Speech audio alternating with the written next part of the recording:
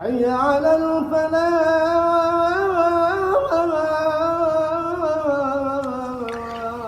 بسم الله الرحمن الرحيم. الحمد لله رب العالمين، وبه نستعين على أمور الدنيا والدين، وصلى الله على سيدنا محمد خاتم النبيين وآله وصحبه أجمعين.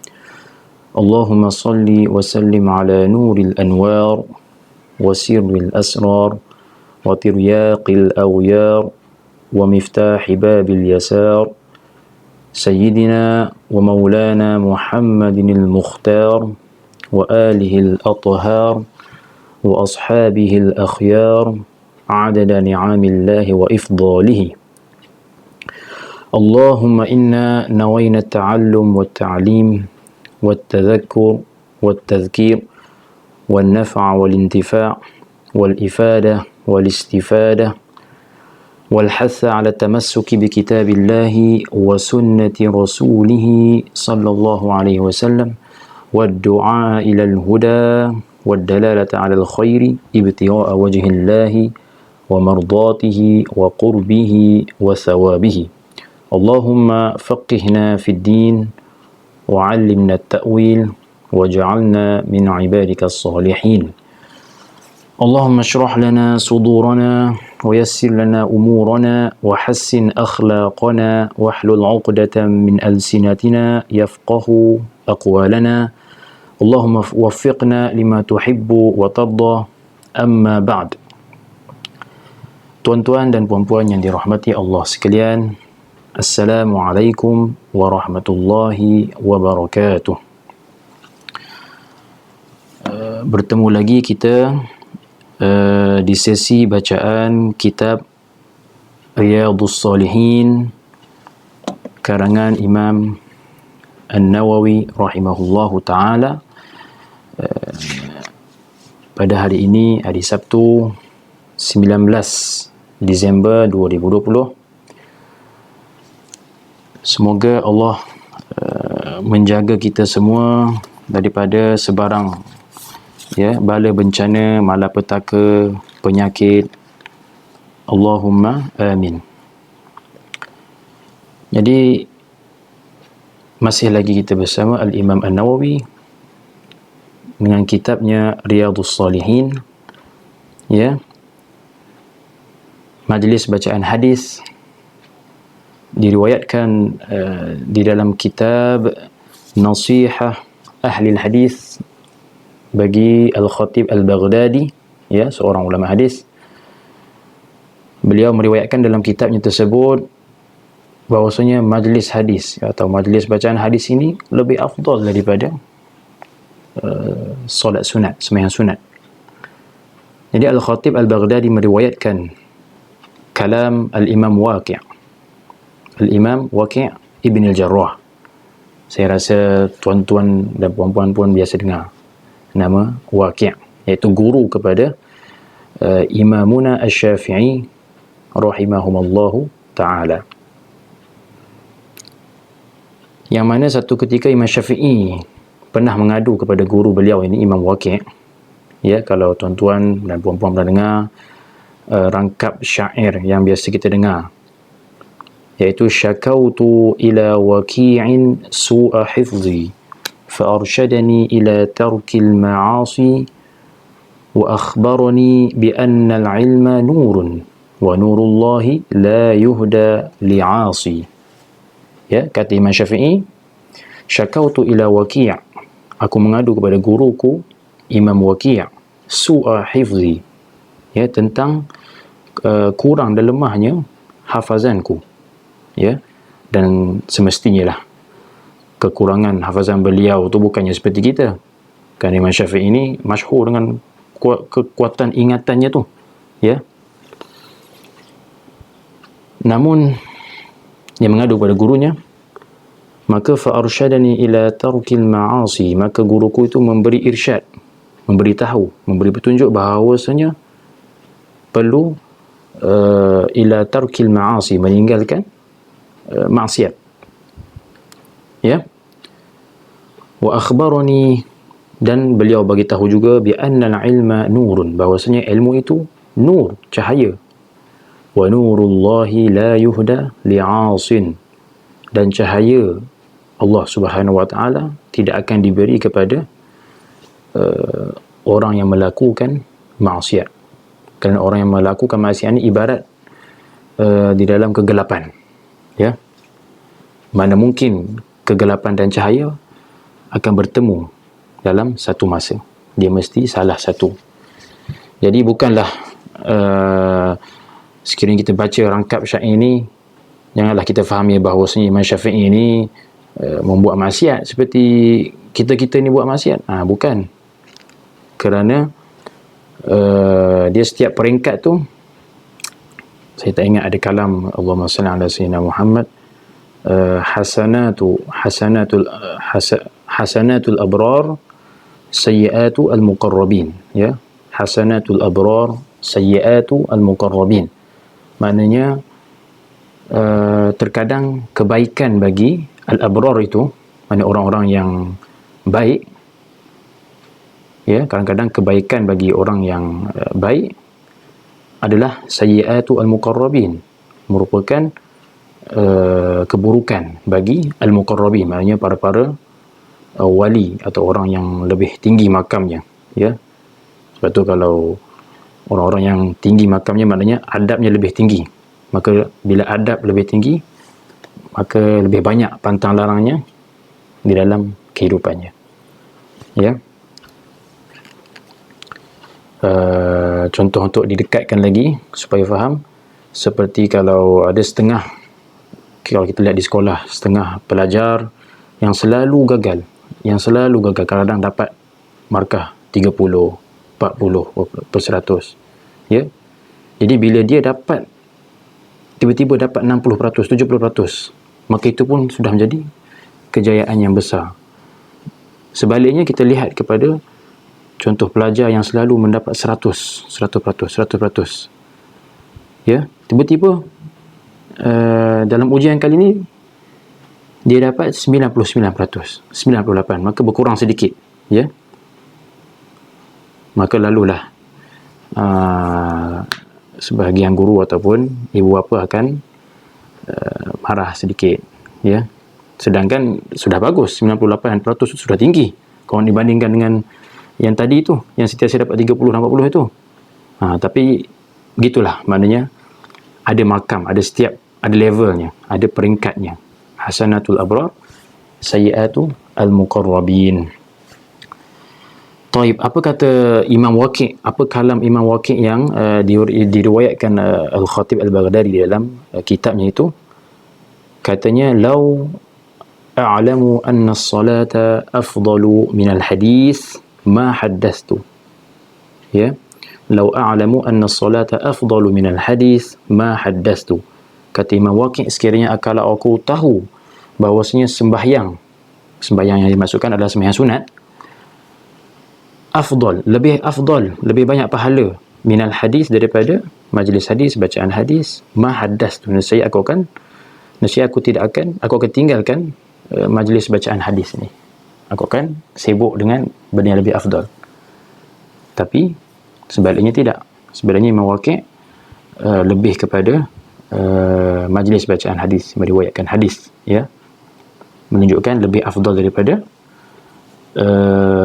solat sunat, ya, kerana majlis hadis ataupun secara umumnya majlis ilmu, manfaatnya lebih umum. Adapun kalau solat sunat, manfaatnya kepada pelakunya sahaja. Baik, kita sambung bacaan hadis yang kedua daripada bab al-ikhlas, ya. Minggu lepas di majlis yang ketiga kita sudah baca hadis yang pertama. Kita akan sambung bacaan majlis yang keempat ini dengan membaca hadis yang kedua. Baik, qala al-Imam An-Nawawi rahimahullahu ta'ala wa nafa'ana bi'ulumihi wa 'ulumina fid darain amin ya rabbal alamin. Al-Imam An-Nawawi berkata, وعن أم المؤمنين أم عبد الله عائشة رضي الله عنها قالت قال رسول الله صلى الله عليه وسلم يغزو جيش الكعبة يغزو جيش الكعبة فإذا كانوا ببيداء من الأرض يخسف بأولهم وآخرهم قالت قلت يا رسول الله كيف يخسف بأولهم وآخرهم وفيهم أسواقهم ومن ليس منهم قال يخسف بأولهم وآخرهم ثم يبعثون على نياتهم متفق عليه هذا لفظ البخاري. Baik, kata Imam Nawawi daripada Ummil Mukminin, Ummi al-Mukminin, yakni ibu kepada orang-orang mukmin, kepada orang-orang beriman. Jadi maksud ibu di sini ialah dari sudut kemuliaan, dari sudut kemuliaan dan dari sudut haram bernikah dengannya. Ya, maknanya sebagaimana kita memuliakan ibu kita, maka begitu jugalah kita wajib muliakan Sayyidatina Aisyah. Dan andai kata Sayyidatina Aisyah hidup lagi di zaman kita, maka haram ya bernikah dengan Sayyidah Aisyah kerana beliau Ummi al-Mukminin. Maka haram bernikah dengan Sayyidah Aisyah sebagaimana haram kita bernikah dengan ibu kita sendiri. Begitu jugalah dengan ummahatil mukminin yang lain, ya, isteri-isteri Nabi sallallahu alaihi wasallam begitu juga sama hukumnya. Baik, baik. Ummi Abdillah maknanya ibu kepada Abdillah, ya, ibu kepada Abdillah. Siapakah Abdullah ini sedangkan Sayyidah Aisyah tidak pernah hamil? Jadi siapakah Abdullah yang dimaksudkan di sini? Di dalam hadis riwayat Abi Dawud,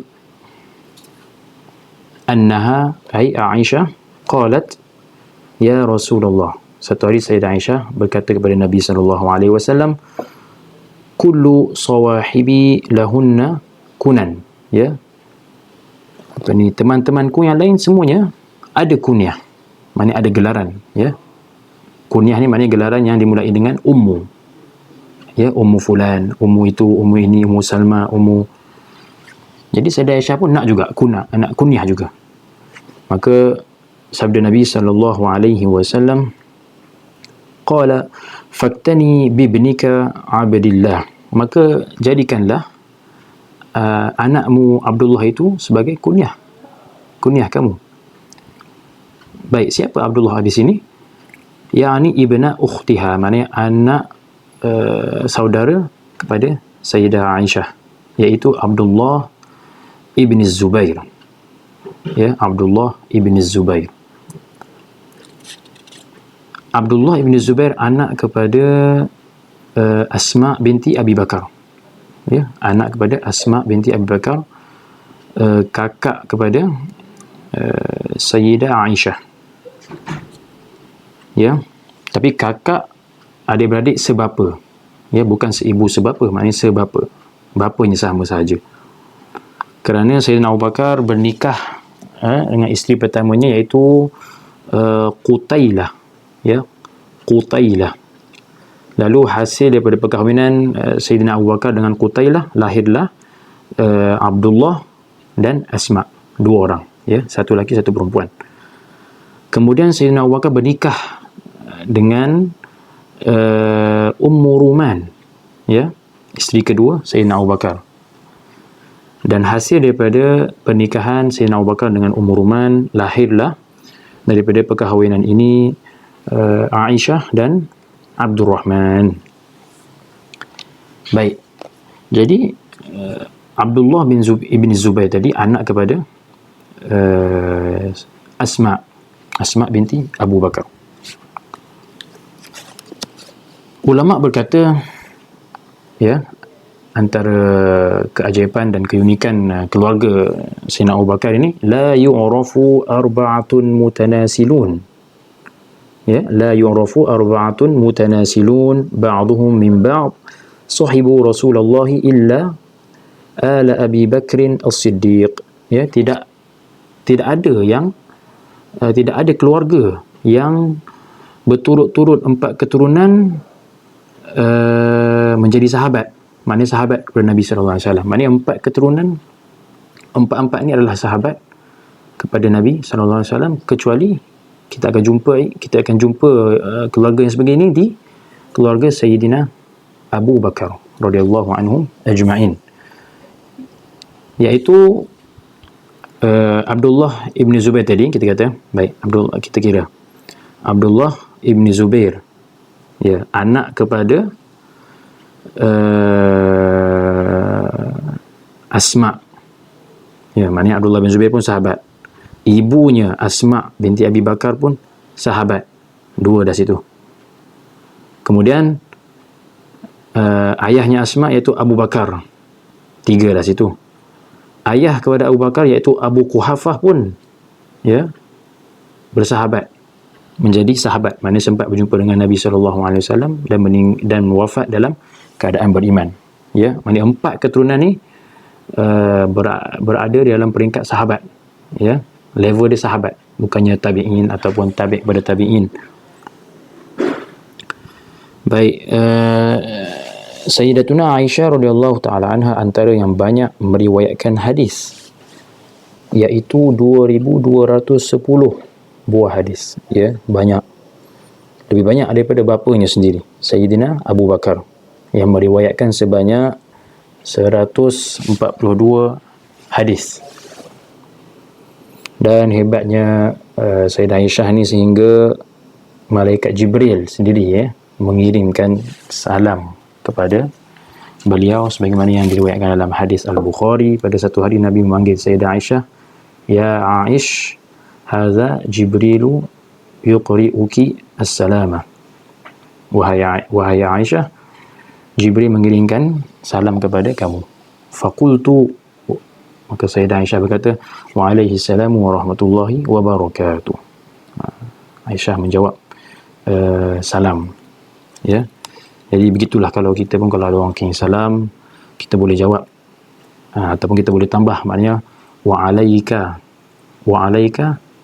wa alaihi assalam, maknanya dan ke atas kamu orang yang menyampaikan tu, dan ke atas orang yang mengirim salam tu kesejahteraan. Alaika wa alaihi assalam, atau alaika wa alaihi assalam wa rahmatullahi wa barakatuh. Al-Imam Al-Qustallani, seorang ulama hadis, beliau ada mengarang, ya, kitab syarah dan huraian kepada Sahih Al-Bukhari. Katanya begitu banyak Sayyidatina Aisyah ini riwayat hadis daripada Nabi SAW hingga dikatakan inna rub'al ahkami syar'iyyati manqulun anha. Inna rub'al ahkami syar'iyyati manqulun anha, maknanya 1/4 daripada hukum-hukum syarak, ya, 1/4 daripada hukum hakam syarak, manqulun anha, adalah daripada Sayyidatina Aisyah radhiyallahu taala anha.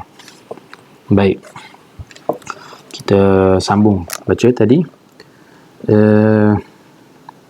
Ummi Abdillah Aisyah radhiyallahu anha, ya, daripada Ummi Mukminin Aisyah radhiyallahu anha, qalat, kata Sayyidah Aisyah, qala Rasulullah sallallahu alaihi wasallam, Nabi sallallahu alaihi wasallam bersabda, yawzu jayshun al-Ka'bah, yawzu jayshun al-Ka'bah, akan datang satu pasukan tentera ingin menghancurkan Kaabah, ya.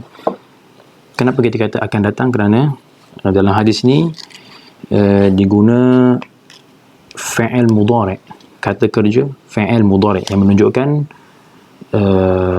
present, masa sekarang ataupun masa akan datang, ya. Maknanya akan datang satu pasukan tentera ingin menghancurkan Kaabah. Jadi kita tak boleh nak kata tentera yang dimasukkan di sini adalah tentera Abraha, kerana itu sudah lepas di zaman Datuk Nabi SAW. Ya, kalau yang itu dimasukkan, nescaya Nabi akan guna fi'il madhi, maknanya kata kerja yang menunjukkan sudah lepas, past tense.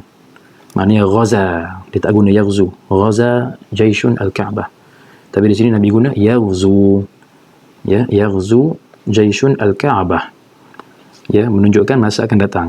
Kerana ketika Nabi menuturkan di sini tidak ada pasukan tentera datang pun, maka ini yang menunjukkan masa akan datang. Baik. Ada riwayat hadis yang lain, ya, yang sebegini juga lebih kurang. Ulama menafsirkan tentera yang dimaksudkan itu ialah daripada kalangan Bani Umayyah. Ya, Bani Umayyah. Ya, menghantar pasukan tentera untuk menghancurkan Kaabah. Atau secara spesifiknya lagi, di zaman pemerintahan Abdul Malik Ibn Marwan, yang mana panglimanya ketika itu adalah Al-Hajjaj bin Yusuf Al-Thaqafi. Ya, orang yang paling kejam dan yang paling banyak bunuh orang di zaman tersebut. Jadi Al-Hajjaj, ya, panglima kepada Abdul Malik Ibn Marwan ini, diarah untuk membunuh Abdullah Ibn Zubair. Ya, Abdullah Ibn Zubair yang tadi itu. Ya, anak kepada Asma binti Abu Bakar, cucu Abu Bakar. Lalu Al-Hajjaj berangkat ke Mekah dengan 40,000 orang tentera.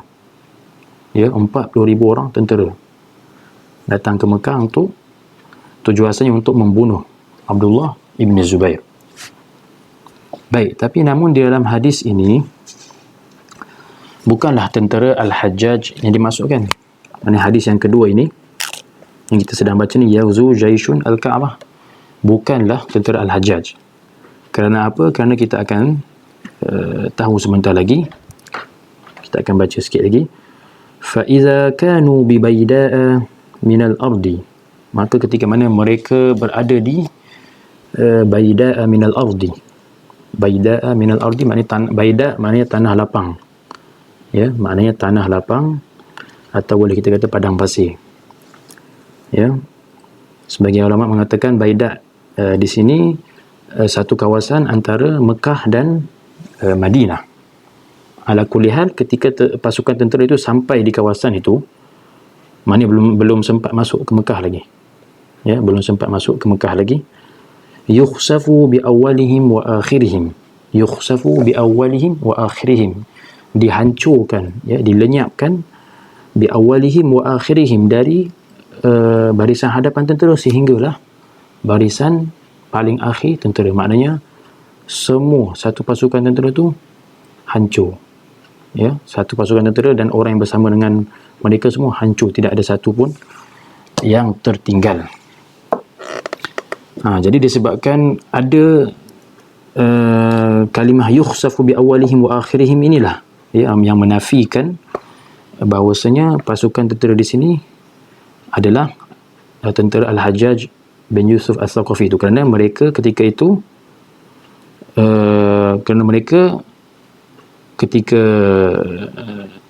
ketika itu berjaya, ya, menawan Mekah dan membunuh Abdullah Ibn Zubair, bahkan menghancurkan Kaabah. Ya, maka sudah tentulah bukan pasukan itu yang dimasukkan dalam hadis ini. Kerana kalau difahami daripada hadis ini, maknanya pasukan tentera itu jangankan nak menghancurkan Kaabah, nak masuk ke dalam kota Mekah pun tak sempat. Ya, yukhsaf, maknanya dihancurkan, dilenyapkan tentera tersebut. Baik, maka jelas, ya, bukan mereka yang dimasukkan dalam hadis ini. Namun guru kami Syekh Yusri Rushdi hafizahullah ta'ala berpandangan bahawasanya pasukan tentera di sini yang dimasukkannya adalah tentera musuh Islam yang akan datang, di mana di zaman munculnya Imam Al-Mahdi Al-Muntazar. Ya, di mana ketika itu umat Islam mengambil bai'ah, mengangkat janji setia bersama Imam Al-Mahdi di Kaabah, ya, di Kaabah. Maka musuh-musuh Islam ni marah, benci, tak suka, ya. Lalu mereka menyediakan tentera untuk menghancurkan Kaabah yang menjadi simbol kepada kesatuan umat Islam. Maka dengan pandangan ini maknanya peristiwa ni belum berlaku lah. Maknanya kita masih menunggu, ya, akan berlaku di akhir zaman nanti. Baik, yukhsafu bi awalihim wa akhirihim, dilenyapkan ke semua tentera itu. Wa fihim, bukan, qalat, ya, kata Aisyah bertanya. Qalat, kata Aisyah, qultu, aku bertanya Rasulullah, ya Rasulullah, wahai Rasulullah, kaifa yukhsafu bi awalihim wa akhirihim wa fihim aswaquhum wa man laysa minhum. Jadi Sayyidah Aisyah keheranan. Jadi bagaimana kesemua sekali dihancurkan, dilenyapkan, sedangkan wa fihim aswaquhum, sedangkan di dalam pasukan tentera itu mestilah ada orang-orang bawahan, orang yang mengangkat barang, atau pokoknya orang yang turut serta tapi tidak berniat untuk menghancurkan Kaabah. Cumanya dia ada sekali di dalam gerombolan, kumpulan tentera yang ingin menghancurkan Kaabah ini, ya. Wa fihim aswaquhum, ini ada turut serta rakyat-rakyat lain. Wa man laysa minhum, dan mereka yang tidak tahu tujuan asal tentera itu pun, pasukan itu pun. Maksudnya ada yang turut serta tapi dia tidak tahu bahawasanya pasukan kumpulan ini bercadang nak menghancurkan Kaabah. Apa jawab Nabi? Qala yukhsafu bi awalihim wa akhirihim, ya, mereka dilenyapkan semua tanpa ada seorang pun yang tinggal, tetapi summa yub'atsuna ala niyatihim, tetapi esok di hari kiamat mereka akan dibangkitkan berdasarkan niat mereka. Maknanya walaupun mereka ditimpa juga bala, bencana, dilenyap, dihapus, tapi esok di akhirat mereka akan dibangkitkan berdasarkan niat mereka. Maknanya sekiranya ada orang yang tidak berniat untuk menghancurkan Kaabah di dalam kumpulan tersebut, maka terselamatlah. Itu maksud dia, ya. Yukhsaf maknanya dilenyapkan, dihancurkan. Yukhsaf daripada perkataan khasafa. Khasafa maknanya al-mahwu, maknanya al-mahwu atau az-zahab, maknanya lenyap terus, ya. Sebab tu kita, Allahumma salli ala sayyidina Muhammad, kalau gerhana bulan kita panggil khusuf, ya, dengan khaf, khusuful qamar, khusuf al-qamar, kerana bila gerhana bulan bumi, ya, berada di antara bulan dan matahari, maka bumi menghalang cahaya matahari daripada terkena bulan, maka seolah bulan itu lenyap.